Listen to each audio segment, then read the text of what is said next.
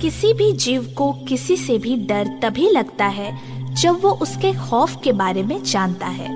जब तक उसे जानकारी ना हो उसे किसी भी चीज से डर नहीं लगता। आज की हमारी कहानी भी कुछ ऐसे ही खौफ के बारे में है। मंगलपुर के जंगल में सारे जानवर खुश हैं। शेर राज के दरबार में अक्सर उनकी बैठक लगती है और यहाँ वहाँ की बातें होती है। मगर एक दिन सियार को डरा डरा सा बैठा देख शेर पूछता है, मिस्टर सियार, क्या बात है? आज कुछ डरे डरे लग रहे हो। क्या बताऊं महाराज, आजकल जब भी आँख मूंदता हूँ मुझे डरावने डरावने भूत के सपने आते हैं। भूत? ये किस डरावने जानवर का नाम है? महाराज, ये किसी जानवर का नाम नहीं, ये हम जीवों की आत्मा का नाम है। जब हम मर जाते हैं तो हमारी आत्मा इस ब्रह्मांड में भटकती रहती है। इनमें जो बुरी आत्मा होती है वो भूत कहलाती है और वो अपने सामने आए किसी को भी मार देती है। वो क्या हमारे शेर महाराज को भी मार सकती है? शेर महाराज? अरे वो तो शेर महाराज, हाथी राज, जिराफ सभी को एक साथ उठाकर फेंक सकती है। एक ही बार में सबका खून पी सकती है। अरे बाप रे, तब तो हमें उससे सावधान रहना होगा। वो दिखता कैसा है? बहुत ही खतरनाक, बहुत ही विशालकाय। अगर वो शेर का भूत हुआ तो हाथी और जिराफ से भी बड़ा दिखेगा। ये मोटे मोटे पैर, ये डरावनी चाल, वो तुम्हारे साथ साथ एकदम शांति से चलेगा। तुम्हें पता ही नहीं चलेगा, सिर्फ काला काला दिखाई देगा। ये बताओ, तुम्हें उसके बारे में इतना कैसे पता? क्या तुमने उसे देखा है? दुआ करो हम में से किसी को भी वो ना दिखे। मैं तो एक दिन लखनऊ के चिड़ियाघर में था। वहाँ मैंने इंसानों के मुंह से भूत के बारे में पूरा सुना था। इतना शक्तिशाली कहलाने वाला इंसान भी उसके नाम से थर थर कांपता है। सियार की बात सुनकर सारे जानवर बुरी तरह डर गए थे। रात रात भर घूम के शिकार की तलाश करने वाले जानवरों ने अब रात को अपनी अपनी गुफा, घोंसले, दड़बों से निकलना बंद कर दिया था। इस बात को अभी कुछ दिन ही हुए थे कि एक रात शेर राज को अचानक गुफा से बाहर निकलना पड़ा। उसके मन में सियार की कही बात थी। वो जैसे ही बाहर निकला, चांदनी रात में उसकी अपनी परछाई बहुत ही बड़े आकार में उसके ही पीछे बनी। वो अपने ही पीछे इतने बड़े काले शेर की परछाई देख समझा ये शेर का काला भूत है। फिर क्या था, शेर राज भी घबराकर सरपट अपनी गुफा में भागे। पूरी रात वो डर के मारे अपनी गुफा में थर थर कांपते रहे। सवेरा होते ही उन्होंने सारे जानवरों की मीटिंग बुलवाई। महाराज की जय हो। शेर महाराज, आपने हमें बुलाया? हाँ, कल रात मैंने शेर का भूत देखा, हाथी से भी बड़ा। क्या? शेर का भूत हाथी से भी बड़ा? हाँ, बिल्कुल मेरे बगल में चल रहा था। पता नहीं कब से चल रहा था। मैं तो चांदनी रात में पहुंचा था, तब उसे देखा। बाप रे, इतने बड़े बड़े उसके पांव, हाथी राज से भी बड़ा डील डोल। अगर मैं वहां से भागा ना होता तो वो मेरा खून ही पी जाता। महाराज, आप थे तो बच गए। अगर आपकी जगह हम होते तो वो साबुत ही निगल जाता। हाँ, तुम्हारा डरावना सपना सच हो रहा है सियार। शेर महाराज, आज मैंने फिर एक डरावना सपना देखा। क्या? मैंने देखा कि कुछ भूत आग लेकर जंगल में घुस आए हैं। आग? हाँ, उन्हें पता है ना, हम जानवरों को आग से डर लगता है, शायद इसीलिए। तो अब क्या होगा सियार भाई? होगा क्या? रात को घूमना एकदम बंद करना पड़ेगा। और सचमुच उस दिन के बाद सारे जानवरों ने रात को घूमना बंद कर दिया। मगर जानवर तो रात को ही शिकार के लिए निकलते हैं, कब तक घूमना बंद कर सकते थे। एक सुबह सुबह बंदर ने आकर सभी को डरा दिया। महाराज, महाराज, गजब हो गया, गजब हो गया। क्या हुआ? बहुत खतरनाक परिस्थिति आ गई है महाराज। अब हमारा सभी का बचना मुश्किल है। अरे पर हुआ क्या, बताओगे भी? तुम्हारा सपना सच हो गया। कौन सा सपना? यही कि भूत आग लेकर जंगल में आए हैं। कल रात हम काली पहाड़ी की तरफ निकल गए थे। वहाँ देखा बरसों से खाली पड़ी गुफा में आग ही आग जल रही थी। आग का उजाला गुफा से बाहर आ रहा था। क्या? हाँ, इसका मतलब एक साथ कई भूतों ने आग लेकर वहाँ डेरा डाल रखा है। तब तो हो सकता है कुछ समय बाद वो पूरे जंगल पर हमला करे और हमारा खून। मम्मी, अब हमारा क्या होगा? ऐसे घबराने से कुछ नहीं होगा। हम सभी को मिलकर चुपचाप उन पर नजर रखनी होगी। अगर वे रोज रात को गुफा में आते हैं तब तो हमारे लिए खतरा ही है। फिर तो हमें ये जंगल छोड़कर जाना ही होगा। और उस रात शेर के साथ मिलकर सभी ने डरते डरते उस गुफा पर नजर रखी। और सचमुच रात होते होते अचानक उसमें धीरे धीरे रोशनी होने लगी। रोशनी धीरे धीरे बढ़ती ही जा रही थी। देखा महाराज, गुफा की आग धीरे धीरे बढ़ती जा रही है। इसका मतलब एक एक करके भूत आग लिए गुफा में आते जा रहे हैं। अरे पर कोई दिखाई क्यों नहीं दे रहे?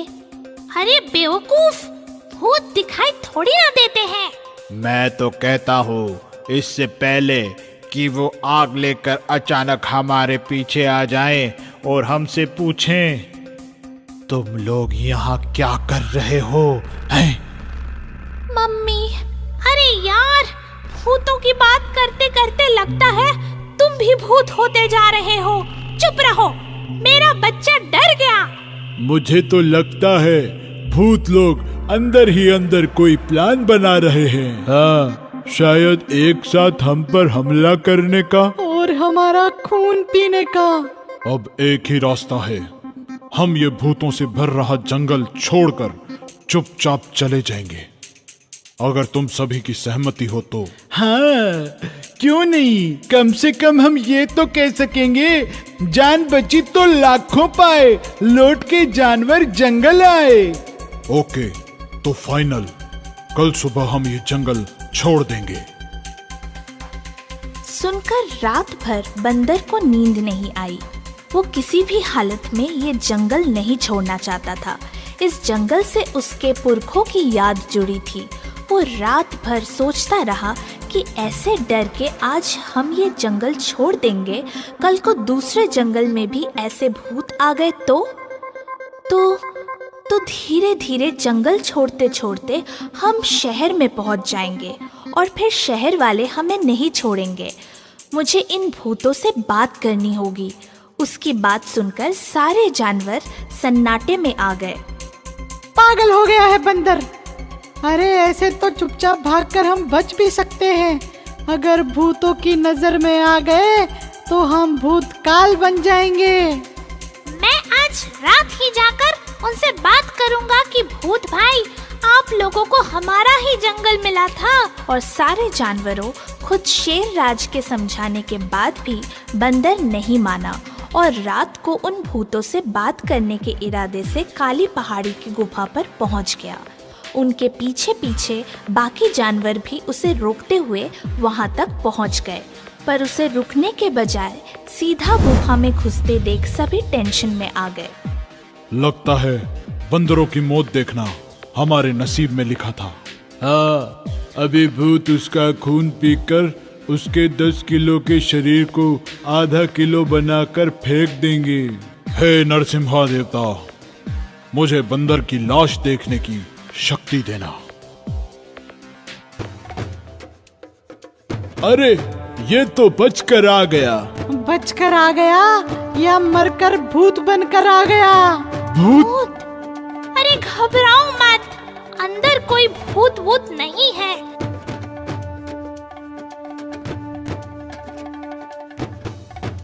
ये सारी रोशनी भूत के आग की नहीं, उन लाखों जुगनुओं से निकलती रोशनी का कमाल है। हाँ, ये तो हम में से निकलती रोशनी का कमाल है कि गुफा में अंधेरा नहीं हो पाता है। और मम्मी और हम सब ये सब समझे गुफा में भूत है। प्यारे बच्चों, भूत वूत कुछ नहीं होता, ये सब हमारे वहम का परिणाम है कि हमें अपनी ही परछाई भूत दिखाई देती है। अब देखो, शेर राज के पीछे देखो। शेर का भूत, शेर का भूत। अरे ये शेर का भूत नहीं, खुद हमारे शेर राज की परछाई है, जो पूनम के चांद की वजह से साफ दिखाई देती है। धत तेरी की, और मैं इसे भूत समझ बैठा। शेर महाराज, भूत वूत कुछ नहीं होता, ये सब लोगों की फैलाई हुई बातें होती है। एक बात याद रखो, एक कुछ कहकर अफवाह फैलाता है तो दूसरा उस अफवाह को और हवा देकर उसका हवा बना देता है। ऐसे अफवाहों से डरकर अपना घर छोड़कर नहीं चले जाना चाहिए। पहले हकीकत की तह तक जाने की कोशिश करनी चाहिए, क्योंकि कई बार जो सुना जाए, देखा जाए या समझा जाए वो हकीकत नहीं होता। मैं आपको आज एक आलसी तेंदुए की कहानी सुनाऊंगी। एक जंगल में एक तेंदुआ रहता था। वो एक नंबर का आलसी था।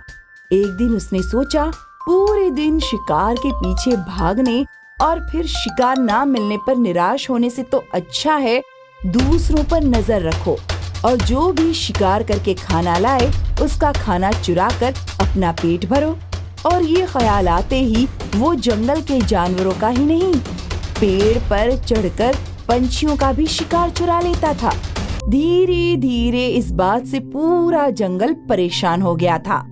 एक दिन सभी ने मिलकर जंगल के राजा शेर के दरबार में गुहार लगाई। शेर ने तेंदुए को फौरन अपने दरबार में तलब किया। महाराज, आपने मुझे बुलाया? हाँ, कई दिनों से तुम्हारे खिलाफ काफी शिकायतें आ रही थीं। शिकायतें हद से ज्यादा बढ़ गईं, तो मुझे तुम्हें बुलाना पड़ा। सियार, बताओ तुम्हारा क्या कहना है? महाराज, हम अपनी मेहनत से जो भी शिकार करके लाते हैं वो सारा ये चुरा कर ले जाता है और खा जाता है। ये तो झूठ बोल रहा है महाराज। नहीं महाराज, झूठ ये बोल रहा है। ये सियार का तो सियार का पेड़ पर चढ़कर हम पंछियों का भी शिकार खा जाता है। इसकी वजह से हमें कई दिनों तक भूखा भी रहना पड़ता है। मेरी समझ में नहीं आता, ये सब मेरे खिलाफ झूठ क्यों बोल रहे हैं? झूठ ये लोग नहीं, तुम बोल रहे हो। हमने भी तुम्हें आज तक शिकार करते हुए नहीं देखा। हाँ, पेट भर भर के खाते जरूर देखा है। तुम्हारे इस गुनाह के लिए तुम्हें जंगल निकाला की सजा दी जाती है। अभी के अभी तुम ये जंगल छोड़कर चले जाओ और दोबारा यहाँ दिखाई मत देना, वरना हमें तुम्हारा शिकार करना पड़ेगा। निकल जाओ। कहता हुआ शेर गुस्से में उसे अपना भयानक पंजा दिखाता है, तो तेंदुआ घबराकर जंगल छोड़कर चला जाता है। उसे जाता देख सारे जानवर राहत की सांस लेते हैं कि अब कम से कम उन्हें उनका शिकार भर पेट खाने को मिलेगा। यहाँ अंदर ही अंदर अपने जंगल के जानवरों से गुस्सा तेंदुआ अभी जंगल के बाहर ही पहुँचता है। तभी देखता है वहाँ एक डॉगी जादू कर रहा है। बंदर, मैं तुम्हारा हाथ का एप्पल अभी गायब कर दूंगा। धाम धूम धड़क आम फटा। चूहे महाराज, बंदर भाई का एप्पल दे दो। मेरे पास कहाँ है? देखो, तुम्हारे हाथ में है। धम धूम धड़क आम फटा। अगर ये जादू मेरे मेरे हाथ आ जाए तो मैं न सिर्फ बैठे बैठे खा सकता हूँ बल्कि मेरे खिलाफ बोलने वाले जानवरों से बदला भी ले सकता हूँ। नहीं नहीं, मुझे मत मारो, मुझे मत मारो। एक शर्त पर, अगर तुम मुझे ये जादू सिखा दो तो। और अपनी जान बचाने के लिए डॉगी ने उसे जादू सिखाया। कुछ दिनों तक जादू सीखने के बाद तेंदुआ वापस अपने जंगल की तरफ चला गया। जब वो अपने जंगल वापस पहुंचा तो उसकी नजर सबसे पहले अपना शिकार खाते सियार पर पड़ी। ओह, शेर महाराज से मेरी शिकायत की थी, हाँ? मैं तेरा शिकार खा जाता हूँ। अब देखता हूँ तेरा शिकार तू कैसे खाता है। धम धुम धड़क आम फटाक। अरे मेरे पंजे से मेरा शिकार कहाँ गया? धम धुम धड़क आम फटाक। अरे मेरी चोट से मेरे मांस का टुकड़ा कहाँ गया? धम धुम धड़क आम फटाक। अरे मेरे हाथ का कीड़ा कहाँ गया? अभी तो मैं खा रहा था। मेरी चोट से तो हवा में ही मेरे मांस का टुकड़ा गायब हो गया। मेरे हाथों से भी मेरा पूरा शिकार गायब हो गया। पर ऐसा कैसे हो सकता है? ये सब इस बड़े से पेड़ के नीचे हुआ है। कहीं इस पेड़ पर कोई भूखा भूत तो नहीं रहता? ये लोग मुझे भूत समझकर डर रहे हैं। अगर मैं सचमुच भूत का नाटक करूं तो ये लोग डर के मेरे लिए कुछ भी कर सकते हैं। हाँ हाँ, मैं भूखा भूत हूँ। अब मैं एक एक करके पूरे जंगल के जानवरों को खा जाऊंगा। अगर तुम लोग नहीं चाहते कि ऐसा कुछ हो तो रोज शाम को सूरज ढलते ही मुझे चढ़ावा चढ़ाना। चढ़ावा? हम समझे नहीं। चढ़ावा मतलब मेरे लिए भरपूर खाना लाकर इस पेड़ के नीचे छोड़कर चले जाना। तुम और तुम्हारे जंगल के जानवरों को मैं एक एक करके खा जाऊंगा। नहीं नहीं भूत भाई, हमें कुछ मत करना। हम रोज सूरज ढलते ही आपके लिए खाना चढ़ाकर चले जाएंगे। नहीं नहीं भूत भाई, हमें कुछ मत करना। हम रोज सूरज ढलते ही आपके लिए खाना चढ़ाकर चले जाएंगे। नहीं नहीं भूत भाई, हमें कुछ मत करना। हम रोज सूरज ढलते ही आपके लिए खाना चढ़ाकर चले जाएंगे। तो जाओ, आज ही सूरज ढलते ही शुरू कर दो, वरना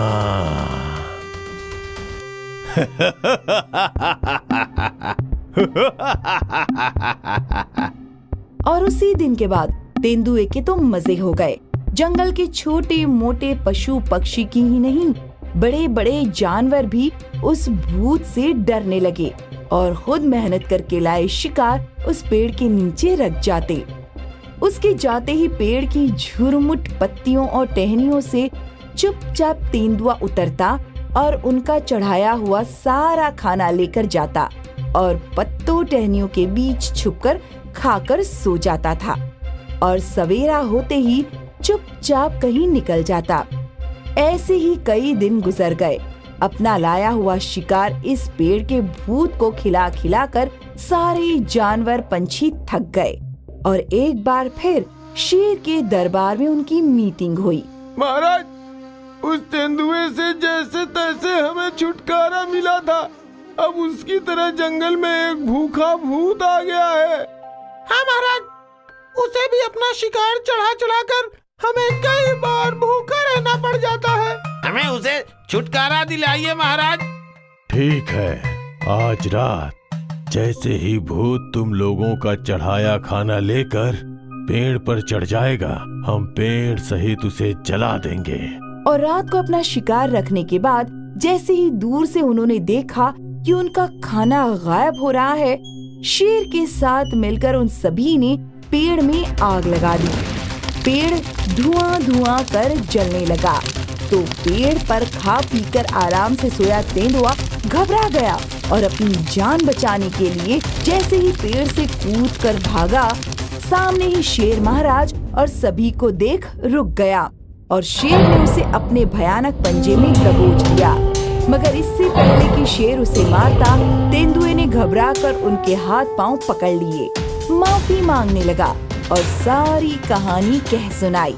शेर महाराज ने उसे इस शर्त पर माफ किया कि जितने दिन तूने इन जानवरों का खाना खाया है, उससे डबल दिन तो इन सभी को शिकार कर करके खाना खिलाएगा।